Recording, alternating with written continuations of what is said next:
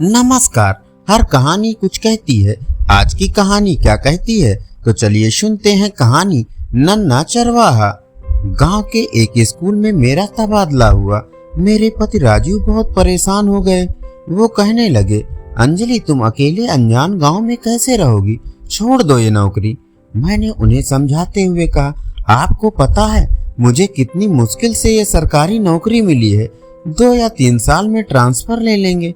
तुम्हें पता है मुझे बच्चों को पढ़ाना कितना अच्छा लगता है। मैं सब संभाल लूंगी। राजीव को किसी तरह समझा तो दिया, लेकिन मैं खुद अंदर से डर रही थी। शहर की बात और है, नए गांव में रहना, वहां नौकरी करना, लेकिन कुछ कर भी नहीं सकते थे, इसलिए चुपचाप सामान पैक कर लिया। राजीव ने कहा, अंजलि मैं भी तुम्हारे साथ चलूंगा, वहां 1-2 दिन रुककर तुम्हें सेटल करके वापस आ जाऊंगा। मैं इस बात से बहुत खुश थी कि चलो 2-3 दिन ही सही ये मेरे साथ होंगे तो डर कुछ कम लगेगा। सुबह की ट्रेन पकड़कर हम गांव के लिए निकल गए। ट्रेन से उतरकर बस लेनी होती है, जो कि गांव से 3 किलोमीटर पर उतार देती है। वहां से कोई तांगा लेना होगा। ट्रेन तक तो ठीक था, लेकिन गांव जाने वाली बस में तो बुरा हाल हो गया। उसमें चढ़ना ही मुश्किल था। खड़े खड़े हालत खराब हो गई। गर्मी ऊपर से थी।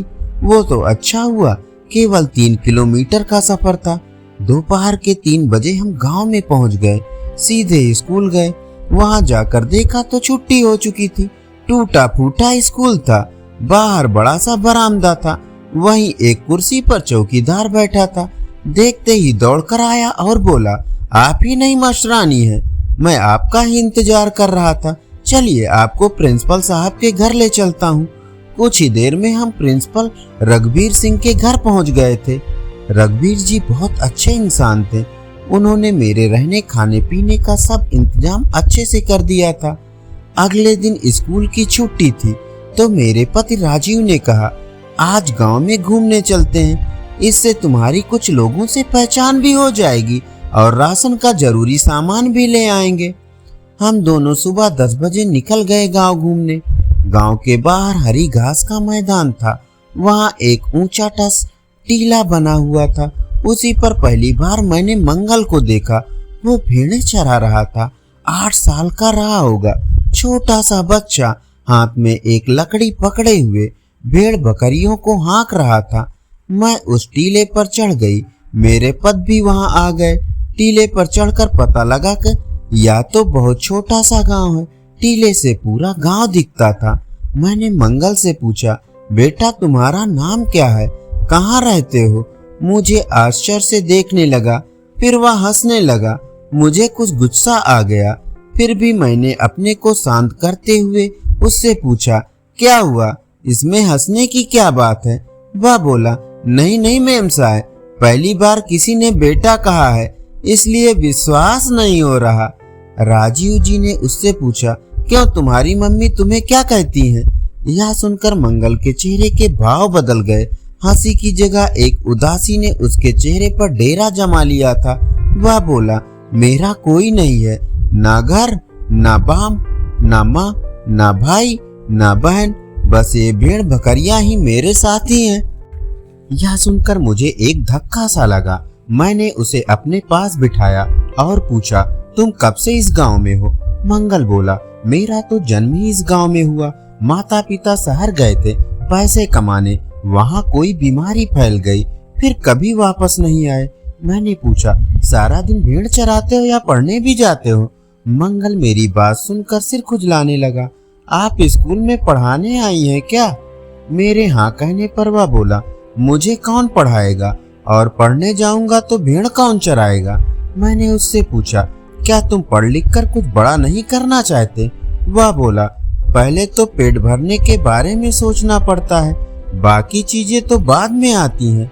मैं उसकी बात से बहुत प्रभावित हो रही थी कि कैसा लड़का है, बेफिक्र, अपने आप में मस्त, जैसे इसे दुनिया से कोई मतलब नहीं है। मैं और राजू चुपचाप अपने घर वापस आ गए। अगले दिन राजू को वापस लौटना था तो मैं उदास थी। उन्हें बस अड्डे तक छोड़ने जा रहे थे, तभी मंगल आ गया। वह बोला, लाइए मैं आपका सामान ले चलता हूँ।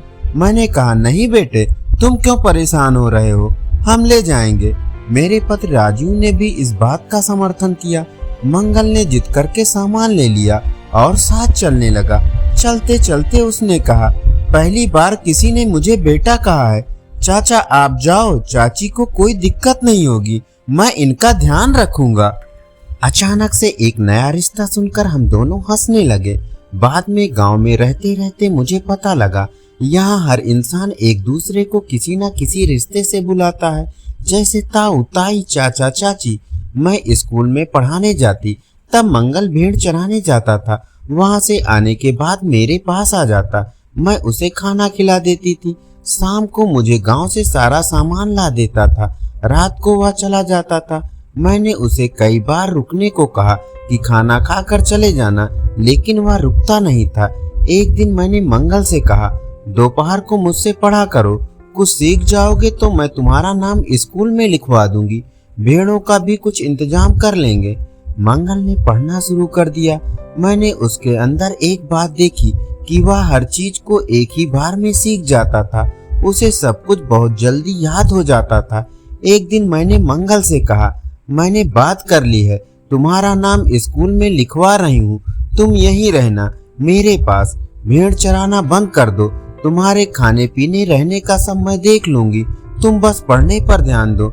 मेरी बात सुनकर वह एक आज्ञाकारी बेटे की तरह हाँ हाँ करता रहा। मंगल मेरा बहुत ध्यान रखता था। वह पढ़ने लगा।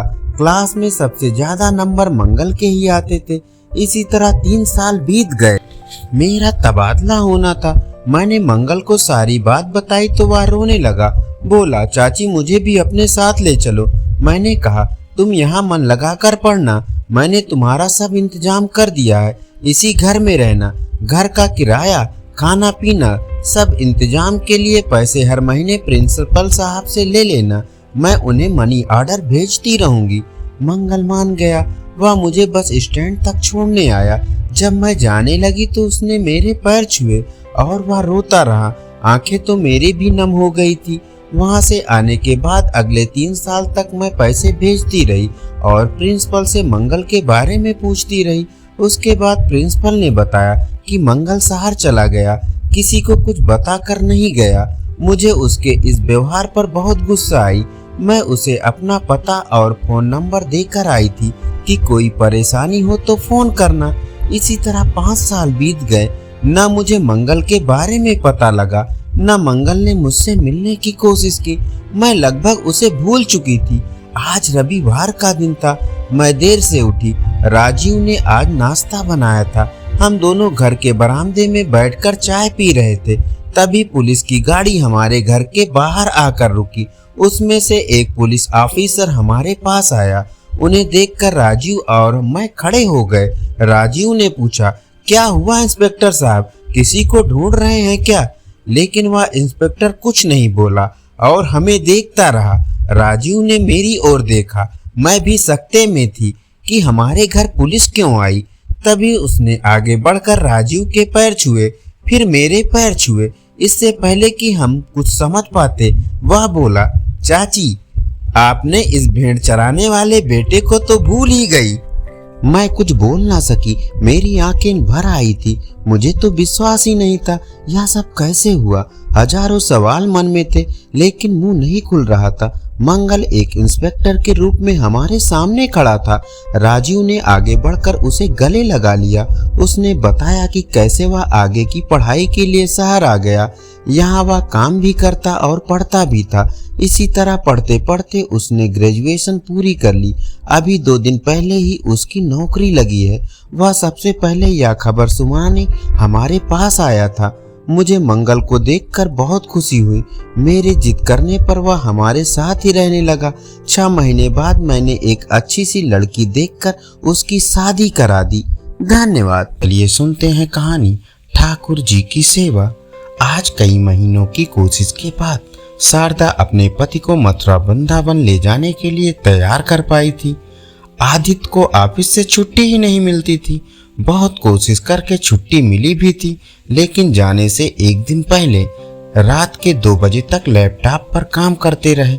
सुबह जल्दी उठकर भी मेल करने बैठ गए। शारदा सुबह जल्दी उठकर तैयार हो गई। उसने अपनी छोटी सी बेटी स्नेहा को भी तैयार कर लिया, फिर आदित्य के पास आई। शारदा बोली, आप अभी तक काम में ही लगे हैं, कब तैयार होंगे, कब स्टेशन पहुंचेंगे, ट्रेन छूट जाएगी। आदित्य ने घड़ी देखी, 4:30 बजे थे। आदित्य, अरे अभी तो बहुत टाइम है, नई दिल्ली स्टेशन पहुंचने में आधा घंटा ही लगेगा, चिंता मत करो। पूरी रात में आदित्य केवल 2 घंटे ही सो पाया था। जल्दी से मेल करके नहाने चला गया, जल्दी से तैयार हो गया, देखा तो घड़ी में 5:30 बज चुके थे। आदित्य बोले, शारदा मैं कैब बुक कर रहा हूँ, तुम दोनों जल्दी से नीचे आ जाओ। तीनों कैब से नई दिल्ली स्टेशन पहुंचे, लेकिन सुबह सुबह इतनी भीड़ थी कि कैब ने 2 किलोमीटर पहले ही उतार दिया। जाम लग रहा था। वहां से बैग लेकर स्टेशन पहुंचे तो देखा ट्रेन छूट गई। यह देखकर शारदा को गुस्सा आ गया। शारदा, क्या फायदा हुआ, छुट्टी ली फिर भी ऑफिस का काम करते रहे, कहीं जाना हो तो ऑफिस वाले पीछा ही नहीं छोड़ते। एक काम करो, मुझे घर छोड़ दो और ऑफिस चले जाओ। आदित्य, ओहो गुस्सा मत हो, नेक काम के लिए जा रहे हैं, ये सब परेशानियां आती रहती हैं। एक काम करते हैं, बस से चलते हैं। तीनों कैब से बस अड्डे पहुंच जाते हैं। वहां मथुरा के लिए यूपी रोडवेज की एक बस में चढ़ जाते हैं। सीट तो मिल जाती है, लेकिन बस की कंडीशन इतनी खराब थी कि लग रहा था पता नहीं कैसे मथुरा पहुंचेगी। तीनों बस में बैठ गए। करीब 1 घंटे इंतजार करने के बाद बस भर गई और चल दी। बस की स्पीड से ऐसा लग रहा था जैसे शाम तक मथुरा पहुंचा देगी। आदित्य ने कंडक्टर से पूछा, कंडक्टर साहब कब तक पहुंचेंगे मथुरा? कंडक्टर, 3.5 घंटे लगेंगे। तीनों बैठे बैठे परेशान हो रहे थे। शारदा बोली, थोड़ा सा काम छोड़ देते तो ट्रेन पकड़कर अब तक हम मथुरा पहुंच जाते। डबल किराया भी लग गया और गर्मी में परेशान हो रहे हैं वो अलग से। आदित्य, अब बस भी करो, किसी तरह पहुंच जाएं बस। मंदिर में दर्शन करने जा रही हो, शांत मन से चलो। बस को चले अभी केवल 1 घंटा ही हुआ था कि मेन हाईवे से गाड़ी एक ओर मुड़ गई। देखा तो सामने एक ढाबा था। ढाबे पर बस रुकने से और लेट हो जाएगी, लेकिन कर भी क्या सकते थे। तीनों नीचे उतरकर सामने पड़ी मेज पर बैठ गए। तभी एक छोटी सी बच्ची पसीने में लथपथ उनके पास आई। बच्ची, साहब लस्सी पी लीजिए, 10 रुपए गिलास है। आदित्य ने ध्यान से बच्ची को देखा। उसने एक स्टैंड पकड़ा था, उसमें 4 गिलास लस्सी के थे। वह बच्ची फटे पुराने कपड़े पहने हुए थी, पसीना उसके चेहरे को भिगो रहा था। आदित्य, ठीक है बेटा, 3 गिलास मेज पर रख दो। शारदा, अरे 3 नहीं, बस 2 ही गिलास लो, स्नेहा लस्सी नहीं पीती। आदित्य, बेटा तुम 3 गिलास रख दो। बच्ची ने 3 गिलास मेज पर रख दिया। आदित्य ने उसे 30 रुपए दे दिए। पैसे लेकर वह बच्ची चल दी। आदित्य ने उसे रोका।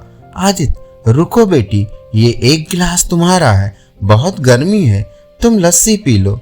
बच्ची, नहीं साहब, मैं नहीं पी सकती, मैं ऐसा करती हूँ, आपके 10 रुपए वापस कर देती हूँ। आदित्य बोला, नहीं, पैसों की जरूरत नहीं, तुम पी लो, तुम्हारे मालिक को तो पैसे से मतलब है ना? बच्ची, नहीं साहब, अगर उसने मुझे यहाँ खाली खड़े देख लिया तो बहुत मारेगा। जब भी बस आती है हमें भाग भाग कर लस्सी बेचनी पड़ती है। आदित्य, कुछ नहीं होगा, मैं उससे बात कर लूँगा। शारदा, रहने दो ना, क्यों उसके पीछे पड़े हो, हमें इससे क्या मतलब। आदित्य, ध्यान से देखो, ये हमारी स्नेहा से 1 या 2 साल बड़ी होगी, लेकिन किस्मत की इस उम्र में इतनी मेहनत कर रही है। बच्ची चुपचाप जल्दी जल्दी लस्सी पीने लगी। आधा गिलास पीकर उसने कहा, साहब मेरा छोटा भाई वहाँ पेड़ के नीचे बैठा है, आप कहें तो ये लस्सी मैं उसे पिला दूं। आदित्य, तुम ये लस्सी पी लो और ये चौथा गिलास उसे दे आना, मैं इसके भी पैसे दे दूंगा। बच्ची ने जल्दी से लस्सी खत्म की और 1 गिलास दूर पेड़ के नीचे बैठे अपने छोटे भाई को दे आई। तभी ढाबे का मालिक बाहर आ गया। मालिक बोला, क्यों काम के टाइम पर इधर उधर घूम रही है, सारी लस्सी खराब हो रही, तेरा बाप बेचेगा उसे। आदित्य, इसे मैंने रोका था, तरस खा छोटी बच्ची पर, इतनी गर्मी में काम कर रही है, मालिक साहब आप जाओ, ये हमारा रोज का काम है। इसका भाई भी नखरे करता था, मैंने हाथ पैर तोड़ दिए, अब बैठकर भीख मांगता है।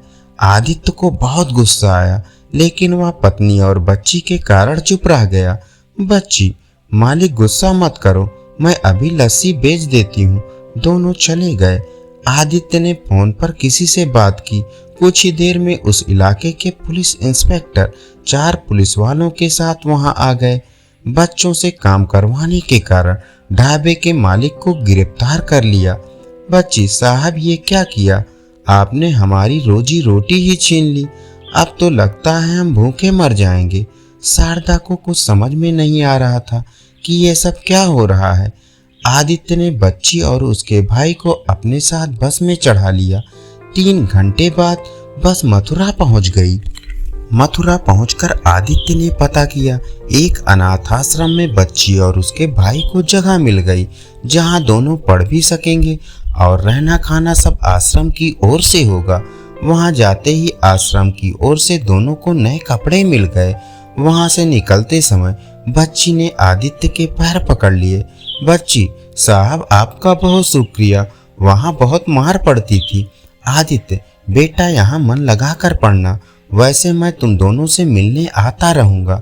वहां से बाहर निकलते ही शारदा ने कहा, शारदा अब तो सारे मंदिर भी बंद हो गए, शाम को ही खुलेंगे, फिर घर वापस जाने में बहुत देर हो जाएगी, आना ही बेकार हो गया, बिना दर्शन करे जाना पड़ेगा। आदित्य, तुम्हें कुछ समझ नहीं आया? भगवान के आदेश से हमें ये पुण्य काम करना था, इसलिए ट्रेन छूटी, इतने कष्ट उठाए। शारदा, हाँ ये तो मैंने सोचा ही नहीं। ठाकुर जी किस रूप में सेवा का मौका दें, ये कोई नहीं जान सकता। आदित्य, चलो कुछ खा लेते हैं और दिल्ली की बस भी तो पकड़नी है। तीनों वापस दिल्ली की ओर निकल जाते हैं। धन्यवाद। चलिए सुनते हैं कहानी चतुर नाई। बहुत समय पहले की बात है। राजस्थान राज्य में एक चतुर नाई रहता था। वह इतना चतुर था कि कोई भी उससे बातों में जीत ना पाता था। साथ ही उसे अनेक रुचिकर तथा मजेदार कहानियां भी आती थी। इस कारण से वह राजा का प्रिय बन गया था। लेकिन इसी कारण से राजा के दरबारी उससे जलने लगे और वह उनकी आंखों में खटकने लगा। सभी दरबारी सदा इस फिराक में रहते कि किस प्रकार वे राजा के प्रति अपनी स्वामी भक्त सिद्ध करके या दर्शा सकें कि वे राजा तथा राज की चिंता नाई से कहीं अधिक करते हैं। वे इस बात से बड़ा चिढ़ते थे कि राजा राज्य संबंधी मुद्दों पर नाई से सलाह मशविरा करते थे। इसी कारण वे समय समय पर बैठकर नई नई योजनाएं बनाकर यह प्रयत्न करते कि नाई किसी प्रकार राजा की नजरों से गिर जाए। लेकिन नाई इतना अधिक चतुर था कि उन्हें हर बार मुंह की खानी पड़ती। इस प्रकार बार बार हारने से वे अधिक क्रोधित हो जाते और उसे नीचा दिखाने के लिए कोई नई युक्ति सोचने लगते। इस प्रकार एक बार सभी दरबारियों ने एक होकर एक ऐसी योजना बनाई जिससे वे नाई को महल से निकलवा सकें। एक मंत्री ने चुपके से नाई के थैले में से उसका अस्तूरा निकाल लिया और उसकी धार बहुत तेज करवाकर उसे फिर से थैले में रख दिया। अगली सुबह नाई रोज की तरह राजा के महल में आया और राजा की दाढ़ी बनाने की तैयारी करने लगा, जैसा वह अक्सर किया करता था। उस दिन भी वह राजा के समक्ष दरबार तथा राज्य की अफवाहों एवं मुख्य घटनाओं का विवरण बयान करने लगा। सभी दरबारी साथ के कमरे में छिपे बैठे थे और वे राजा के कक्ष में इस आशा में झांक रहे थे कि इस बार नाई अपनी जान नहीं बचा पाएगा। उधर नाई राजा की दाढ़ी बनाने के लिए साबुन घिस कर उसके चेहरे पर झाग बनाने में व्यस्त था। ऐसा करते समय वह इस बात से पूरी तरह अनभिज्ञ था कि दरबारियों ने उसके अस्तूरे की धार बहुत तेज करवा दी थी। झाग बनने के बाद उसने रोज की तरह बड़ी सावधानी पूर्वक राजा की दाढ़ी बनानी शुरू कर दी। दूसरे कमरे में बैठे दरबारी दमसादे पूरे ध्यान से राजा तथा नाई को देखने लगे। लेकिन नाई की भरपूर सावधानी के बावजूद जो होना था वह तो होकर ही रहा। तेज धार वाले अस्तूरे ने राजा की नाक की नोक काट डाली। राजा मारे दर्द के चेक उठा। नाई को चुन चुन कर गालियां देते हुए व कराहते हुए अपनी कुर्सी से उठकर चहलकदमी करने लगा। नाई अपनी गलती पर स्तब्ध रह गया। 20 साल की नाईगिरी में उससे ऐसी गलती कभी नहीं हुई थी। कुछ ही क्षणों में स्वयं को संभालते हुए उसने अपने अस्तूरे की जांच की। अस्तूरे की धार देखते ही वह समझ गया कि वह एक षड्यंत्र का शिकार हो चुका था।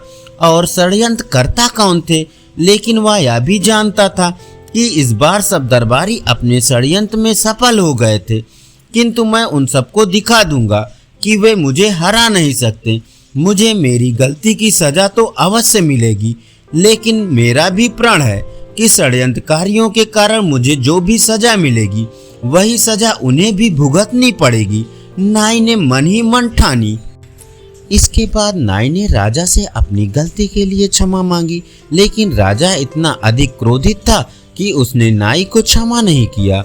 और इससे पहले कि नाई कुछ समझ पाता, राजा ने अपने सेवकों को बुलाकर आदेश दिया कि वे एक अन्य नाई को बुला कर लाएं तथा पहले नाई की नाक की नोक कटवा दें, ताकि उसे महसूस हो सके कि नाक कटने पर कितना दर्द होता है। नाई को ऐसे ही किसी सजा की आशा थी, इसलिए वह बोला, महाराज आप बड़े ही दयालु हैं। आपके स्थान पर कोई अन्य महाराज होते तो मेरा सिर ही कटवा डालते। मुझे अपने पाप के लिए यह सजा तो मिलनी ही चाहिए। लेकिन महाराज यह भी सत्य है कि यह पाप मैंने जानबूझकर नहीं किया। इसी बीच राजा के सेवकों ने उसकी आज्ञा अनुसार एक अन्य नाई को बुला लिया था। उस नाई ने आकर तुरंत पहले नाई की नाक की नोक काट डाली। पहले नाई को गहरे दर्द का एहसास हुआ, लेकिन उसने बड़ी बहादुरी के साथ अपने दर्द पर काबू पाकर जोर जोर से हंसना आरंभ कर दिया। वाह वाह, कितना शानदार नजारा है। मैं कितना भाग्यवान हूँ कि मुझे ईश्वर को साक्षात उनके धाम पर देखने का सुअवसर प्राप्त हुआ है। स्वर्ग के तो कहने ही क्या। महाराज मुझे खुशी है कि आपने मेरी नाक की नोक कटवा डाली है। अगर आप ऐसा ना करते तो मुझे इस पावन नज़ारे को देखने का सौभाग्य प्राप्त ना होता। क्या आपको ऐसा सुंदर नज़ारा देखने में आनंद नहीं आया महाराज?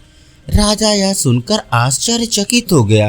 पहले पहले तो उसने सोचा कि नाई अवश्य पागल हो गया है, लेकिन नाई इतना सशक्त अभिनय कर रहा था कि कुछ ही देर में राजा को महसूस होने लगा कि वह सच बोल रहा है। अविश्वास भरे स्वर में उसने नाई से पूछा, क्या तुम सचमुच स्वर्ग एवं ईश्वर को देख रहे हो?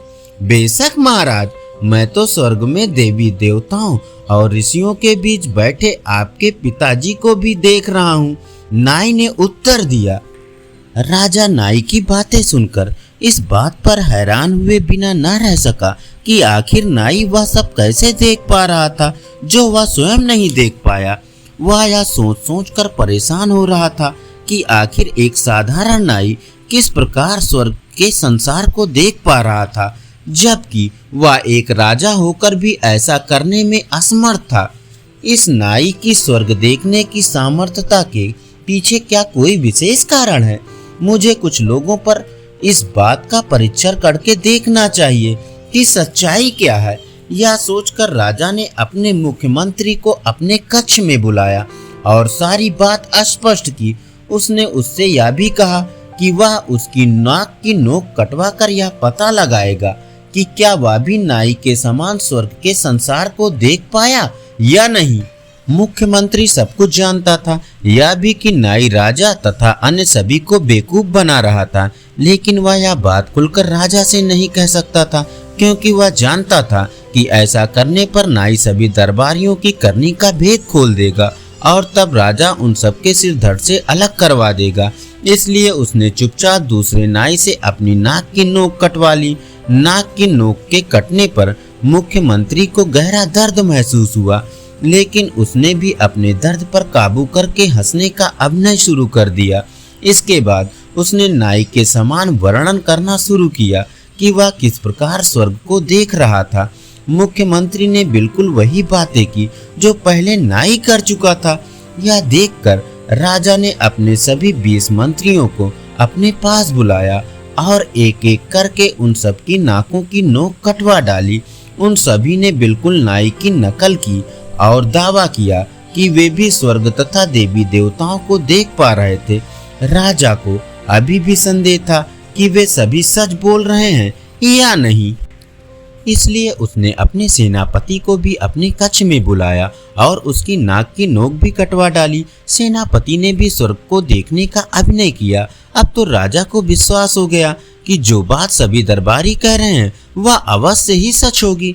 लेकिन असमंजस में होने के कारण राजा ने नाई से पूछा, तुम सब लोगों को तो स्वर्ग दिखाई दिया, लेकिन मैं स्वर्ग क्यों नहीं देख पाया?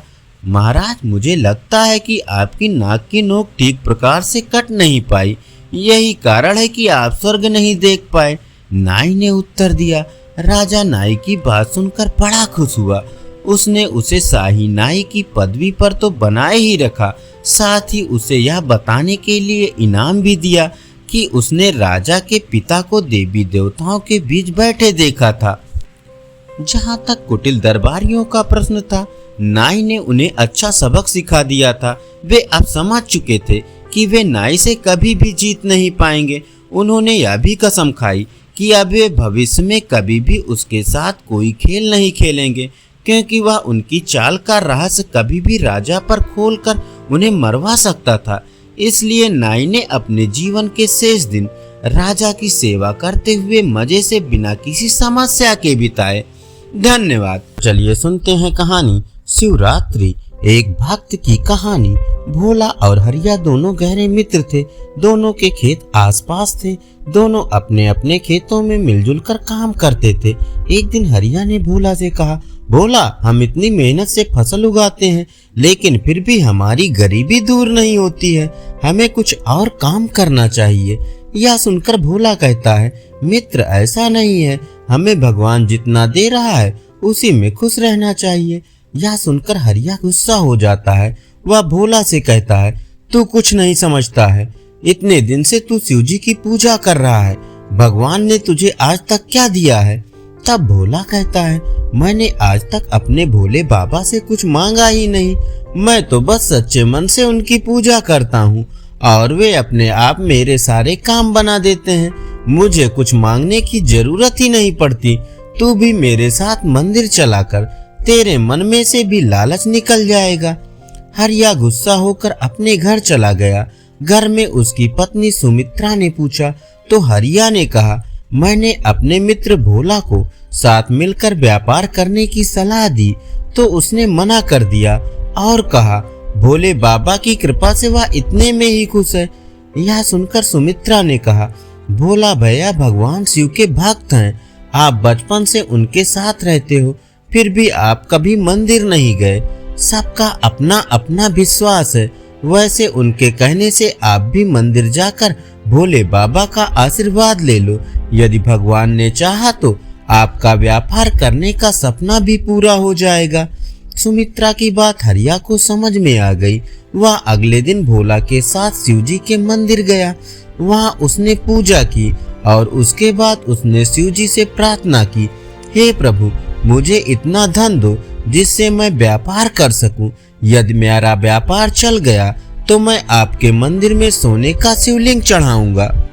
उसकी प्रार्थना सुनकर भोला मुस्कुरा रहा था, लेकिन उसने हरिया से कुछ नहीं कहा और वापस आकर अपने खेत में काम करने लगा।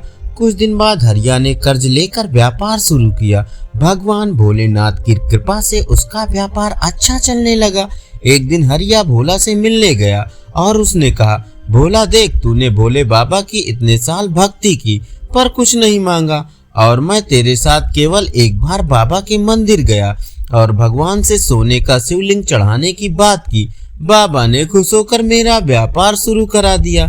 तब भोला ने कहा, तुमने जो मांगा तुम्हें मिल गया।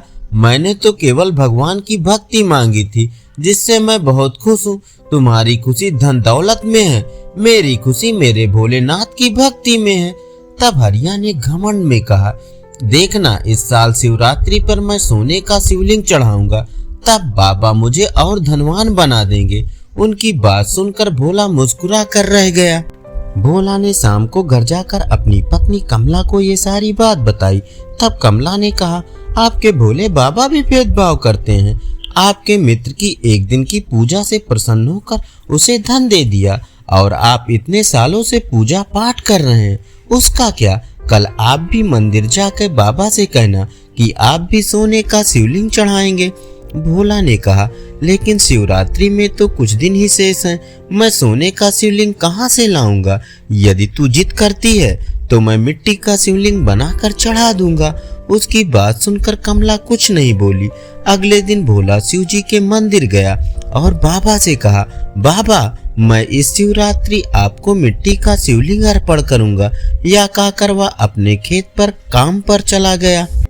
शिवरात्रि के दिन भोला और हरिया पूजा का थाल सजाकर मंदिर पहुंच गए। कमला और सुमित्रा भी उनके साथ थी। मंदिर में दोनों ने पूजा की। उसके बाद उन्होंने पुजारी से शिवलिंग अर्पण करने के लिए कहा। पुजारी बाबा ने कहा, अपने अपने शिवलिंग पर दूध चढ़ाकर उसे भगवान के चरणों में रख दो। उसकी बात सुनकर हरिया जोर से हंसने लगा। उसने कहा, पुजारी जी मेरे शिवलिंग पर तो दूध चढ़ जाएगा, लेकिन भोला का शिवलिंग तो मिट्टी का है, दूध चढ़ते ही वह बह जाएगा। यह सुनकर भोला की आंखों में आंसू आ गए। उसने भोलेनाथ से कहा, बाबा आज आपके भक्त की परीक्षा है। मेरी निष्काम भक्ति आज धनवानों के आगे फीकी पड़ रही है, मेरी लाज रखना प्रभु। इसके बाद दोनों मित्रों ने अपने हाथ से दूध का लोटा लेकर दूध चढ़ाना शुरू किया। दूध चढ़ाते समय हरिया का सोने का शिवलिंग मिट्टी का बनकर बहने लगा और भोला का शिवलिंग दूध चढ़ते ही सोने का बन गया। यह देखकर भोला खुश हो गया और हरिया रोने लगा। तब भोला ने उसे समझाया, मित्र भगवान धन से नहीं मन के प्रभाव से प्रसन्न होते हैं। तुम्हारे पास धन आते ही तुम्हारे मन का भाव घमंड में बदल गया, इसलिए तुम्हारा सोना भी मिट्टी का बन गया और मेरा मन निर्मल था, इसलिए मेरी मिट्टी भी सोना बन गई। हरिया ने भोला से माफी मांगी और भोलेनाथ के चरणों में गिरकर रोने लगा। भोला ने हरिया से कहा, बाबा के सामने रोने से तुम्हारा मन भी निर्मल हो गया। उसके बाद हरिया और भोला दोनों एक साथ खेती और व्यापार करने लगे। बाबा भोलेनाथ ने उनके सारे कष्ट हर लिए। धन्यवाद। चलिए सुनते हैं कहानी अम्मा जी का दर्द। कुशल आज बहुत खुश था क्योंकि कल से उसकी छुट्टियां लग रही थी। उसके पापा ने पहले ही कह दिया था कि छुट्टियों में हम अम्मा से मिलने जाएंगे। बुलंदशहर के छोटे से कस्बे से निकलकर दिल्ली के फ्लैट का सफर रवि जी ने बहुत मुश्किल से तय किया था। दिल्ली की आईटी कंपनी में काम करते करते कब वे अपने घर से दूर हो गए पता ही ना चला। रंजना से शादी, फिर कुशल का होना, इस सब की जिम्मेदारी में वे अपने माता पिता से दूर हो गए थे। रवि जी की माँ, जिसे पूरा कस्बा अम्मा के नाम से जानता था, इसलिए रवि भी माँ को अम्मा कहते थे। पापा के मरने के बाद रवि ने बहुत कोशिश की कि अम्मा को दिल्ली ले आए, लेकिन अम्मा केवल एक बार दिल्ली आई थी। 2 दिन बाद ही वो बोली, पता नहीं तुम लोग कैसे इस डिब्बे में रह लेते हो। बेटा मुझे तो तू गांव ही छोड़ा, जब तक 4 लोगों के सुख दुख में हिस्सेदारी न हो। कैसा जीवन, यहाँ तो कोई एक दूसरे से बात तक नहीं करता। रवि ने बहुत समझाने की कोशिश की, अम्मा वहाँ तुम्हारी देखभाल कौन करेगा। यह सुनकर अम्मा ने कहा, पूरा मोहल्ला खड़ा हो जाता है मेरी खांसी सुनकर। मोहल्ले की सारी बहुएं अपनी सास से ज्यादा मेरा ध्यान रखती हैं। अम्मा वापस अपने घर आ गई। इस बात से गुस्सा होकर रवि ने कई महीनों तक अम्मा को फोन भी नहीं किया। अम्मा फोन पर हालचाल पूछती तो बस हाँ हूँ करके बात टाल देते थे। आज कई महीनों बाद रवि रंजना और कुशल को लेकर जा रहे थे अम्मा से मिलने। 2 दिन रुककर रंजना और कुशल को छोड़कर आने का प्लान था। कुशल सुबह जल्दी ही अपने आप उठ गया। रवि और रंजना यह देखकर हैरान थे कि स्कूल के लिए तो कभी उठता नहीं था, लेकिन अम्मा से मिलने के लिए सुबह ही उठकर तैयार हो गया। कुशल के कुछ खिलौने, कपड़े और जरूरी सामान रंजना ने पैक कर दिया था। रवि, रंजना और कुशल तीनों अपनी गाड़ी में घर पहुंच गए। अम्मा को सरप्राइज देना चाहते थे क्योंकि अम्मा भी ज्यादा बात नहीं करती थी। रवि के व्यवहार से गुस्सा थी। कार जैसे ही घर के पास पहुंची, कुशल झट से उतरकर भागा और घर में घुस गया। रंजना सामान निकाल रही थी और रवि गाड़ी पार कर रहे थे। कुशल अम्मा जी चिल्लाता हुआ घर में गया। अम्मा जी घर के बड़े से आंगन में बैठकर मसाला पीस रही थी। कुशल को देखकर बोली, मेरा राजा बेटा, आज कैसे अम्मा की याद आ गई? रुक, अभी हाथ धोकर आती हूँ।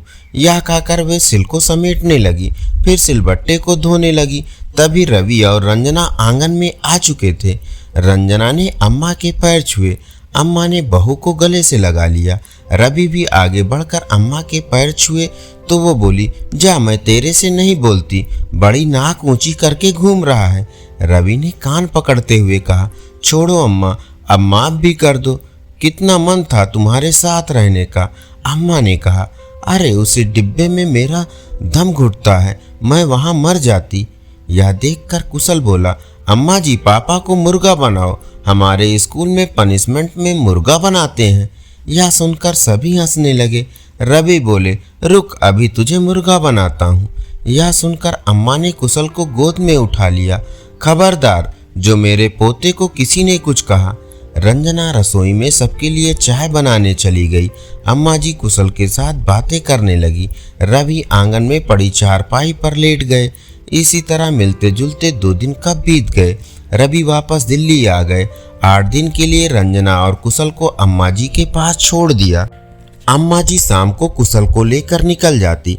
पूरे मोहल्ले में हर छोटा बड़ा उन्हें झुककर प्रणाम करता, बहुएं पैर छूती। अम्मा जी पूरे मोहल्ले का हाल चाल पूछती। यही रोज का काम होता था। घर पर भी सुबह से शाम तक कोई न कोई अपनी परेशानी लेकर अम्मा जी के पास आता रहता था। अम्मा जी हर किसी की बातें सुनकर उसे सुझाव देती थी, किसी किसी को डांट भी देती थी, लेकिन कोई उनकी बात का बुरा नहीं मानता था। हंसकर सब उनकी डांट खा लेते थे, जानते थे उनकी डांट में कितना प्यार छुपा हुआ है। एक दिन कुशल ने अम्मा जी से पूछा, अम्मा, यहाँ कितने मेहमान आते हैं? हमारे दिल्ली में तो कोई नहीं आता। अम्मा जी बोले, तेरा बाप तो पैसों के पीछे भाग रहा है, यहाँ सब कम कमाते हैं, उसमें खुश रहते हैं, एक दूसरे के सुख दुख में खड़े रहते हैं। कुशल बोला, अम्मा, क्या हम हमेशा यहाँ नहीं रह सकते? यह सुनकर अम्मा के चेहरे पर उदासी सी छा गई। फिर वो बोली, बेटा, ये घर तुम्हारा ही है, लेकिन तेरे बाप को कौन समझाए? कल मैं मर गई तो वो भी इसे बेच देगा। यह सुनकर रंजना ने कहा, अरे अम्मा जी, कैसी बात करती हो? अभी तो आपको कुशल के लिए बहू भी लानी है। कुशल बोला, अम्मा जी बताओ ना, कब लाओगी मेरे लिए बहू? अम्मा जी और रंजना दोनों हंस पड़े। फिर अम्मा जी ने कहा, चल शाम को ही तेरी बहू लाती हूँ, नहीं तो तू भी अपने बाप की तरह शहर में कोई ढूंढ लेगा। यह सुनकर कुशल बहुत खुश हुआ। चलो शाम को तो बहू तो मिल जाएगी। न शादी का मतलब पता था, न बहू का, बस बहू चाहिए थी। 10 दिन बाद रवि दोनों को लेने के लिए आए। अम्मा जी के चेहरे पर उदासी छा गई थी। अम्मा जी बोली, अब कब आएगा? रवि ने कहा, अम्मा छुट्टियों में आते रहेंगे। यह सुनकर अम्मा की आंखें नम हो गई। बोली, मेरी छुट्टी पर जाने से पहले आ जाना। यह सुनकर रवि बोले, अम्मा ऐसी बातें क्यों करती हो? उसके बाद तीनों वापस चले आए। अगले दिन सब अपने काम में व्यस्त हो गए। करीब 3 महीने बाद एक दिन रवि ने कुशल को रात को जगाया। बेटा, जल्दी से तैयार हो जा, अम्मा जी के पास चलना है। कुशल को समझ नहीं आ रहा था, ना छुट्टी है ना कोई त्योहार, फिर अचानक अम्मा के पास कैसे जा रहे हैं? रवि, रंजना और कुशल तीनों घर पहुंच जाते हैं। गली के बाहर से ही भीड़ लगी थी। कुशल ने देखा, आंगन में अम्मा जी चादर ओढ़े लेटी हैं, पास में दीपक जल रहा है। रवि और रंजना दोनों रो रहे थे। कुशल अब समझ चुका था कि अम्मा जी नहीं रही। रवि की गोद में बैठा वह एकटक अम्मा जी को देख रहा था। फिर वह उठा और अम्मा जी के पास बैठकर कहने लगा, अम्मा जी चलो ना मेरे लिए बहू देखने। यह सुनकर रंजना जोर जोर से रोने लगी। रवि ने कुशल को उठाकर गोदी में बिठाया। देर रात तक कुशल अम्मा जी को निहारता रहा। सुबह जब उसकी आंख खुली तो वह घर के कमरे में था। वह उठकर भागता हुआ बाहर आया। अम्मा जी वहां नहीं थी। कुछ औरतों के साथ रंजना बैठी रो रही थी। कुशल ने रंजना को झकझोरते हुए कहा, अम्मा जी कहाँ चली गई? कौन ले गया उन्हें? रंजना ने कुशल को संभालते हुए कहा, बेटा वो भगवान के घर चली गई। अंतिम संस्कार करके जब रवि वापस आए तो कुशल उनसे लिपट कर पूछने लगा, अम्मा जी को वापस ले आओ पापा। रवि ने कुशल को गोद में लेकर बहुत प्यार से समझाया कि अम्मा जी भगवान के पास चली गई हैं। 13वीं के बाद जब शहर जाने के लिए सब गाड़ी में बैठ गए, रवि ने घर को ताला लगा दिया। गाड़ी में बैठते ही कुशल ने कहा, पापा अम्मा जी कह रही थी मेरे मरने के बाद तुम ये मकान बेच दोगे, क्या ये सच है? रवि ने कुशल को गले से लगा लिया। नहीं बेटा, हम ये मकान कभी नहीं बेचेंगे, बल्कि वहाँ से सब बेचकर यहाँ आ जाएंगे। काश मैं अम्मा का कहा मानकर उनके साथ रहता तो अंतिम समय में अम्मा के पास होता। धन्यवाद। चलिए सुनते हैं कहानी भगवान राम और मिठाई वाला। एक गांव में भोला नाम का एक व्यक्ति भगवान राम का भक्त था। वह दिन रात राम नाम जपता रहता था। जो भी मिलता उससे राम नाम की महिमा सुनाने बैठ जाता था। गांव वाले उसे बहुत मानते थे, लेकिन उसकी पत्नी उससे बहुत दुखी रहती थी। भोला गांव में एक हलवाई की दुकान चलाता था। वह बहुत मेहनत से मिठाइयाँ बनाता। उसकी बनाई मिठाई दूर दूर तक लोगों को पसंद आती थी। कुछ लोग उससे राम राम करके मुफ्त में मिठाई खा लेते थे। सुमित्रा, तुम इतने सीधे हो कि लोग तुम्हारा फायदा उठा लेते हैं। भोला, मैं तो प्रभु श्री राम का नाम लेकर मिठाई बनाता हूँ। कुछ लोग खरीद लेते हैं और कुछ लोग प्रसाद समझकर खा लेते हैं। सुमित्रा, लेकिन राम जी के चक्कर में नुकसान तो हो ही रहा है। भोला, तुम्हें पता है राम जी के नाम से जो मिठाई बनाता हूँ वह इतनी स्वादिष्ट बनती है कि ग्राहकों को बहुत पसंद आती है। सुमित्रा उसके इस स्वभाव से बहुत दुखी रहती थी। एक दिन सुमित्रा की एक सहेली उससे मिलने आई। सुमित्रा, बहन, मैं तो अपने पति से बहुत दुखी हूँ। वे तो कुछ समझते ही नहीं कि दुकान कैसे चलती है। सहेली, एक काम कर, तू उनकी दुकान को संभालना शुरू कर दे। कुछ दिन तू उनसे कहा कि वे मिठाई बनाएं, बेचने का काम वह स्वयं करेगी। ऐसे में नुकसान नहीं होगा। अगले दिन सुमित्रा भोला से कहती है, सुमित्रा सुनो जी, आप आज से मिठाई बनाओगे, मैं दुकान पर मिठाई बेचूंगी। भोला, ठीक है, जैसा तुम चाहो, लेकिन 2 बातें याद रखना।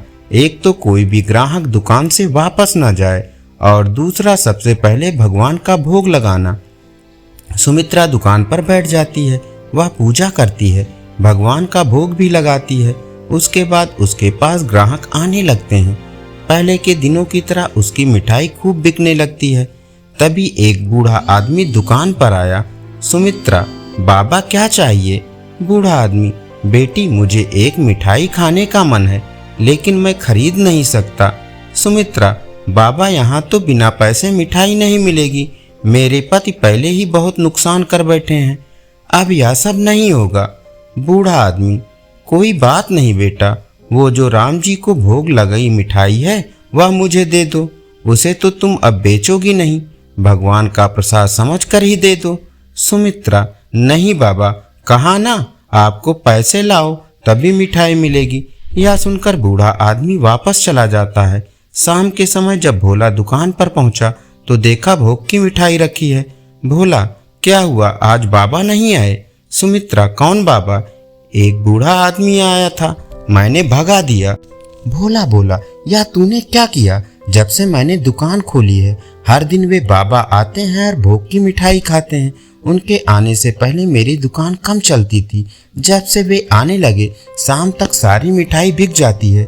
सुमित्रा, तुमने तो न जाने कितने लोगों को मुफ्त में मिठाई खिला दी, अब यह सब नहीं चलेगा। अगले दिन वह बूढ़ा आदमी नहीं आया।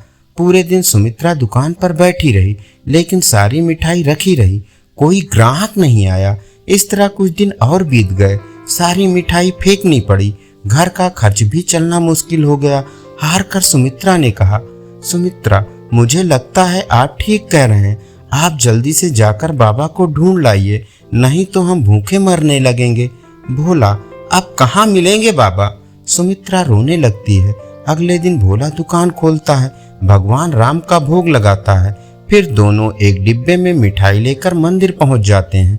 भगवान श्री राम के चरणों में मिठाई रखकर भोला कहता है, भोला प्रभु, आपने आना बंद कर दिया। सुमित्रा, यह आप क्या कह रहे हैं?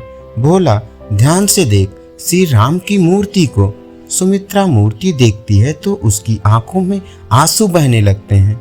क्योंकि मूर्ति के अंदर उसी बूढ़े आदमी की झलक दिखाई दे रही थी। सुमित्रा, प्रभु मुझे माफ कर दीजिए, आप स्वयं भोग लगाने आते थे, मैं मूर्ख आपको पहचान ना सकी। मंदिर से आकर भोला ने दुकान खोली। उसकी मिठाई पहले की तरह बिकने लगी, लेकिन उस दिन से प्रभु राम नहीं आए।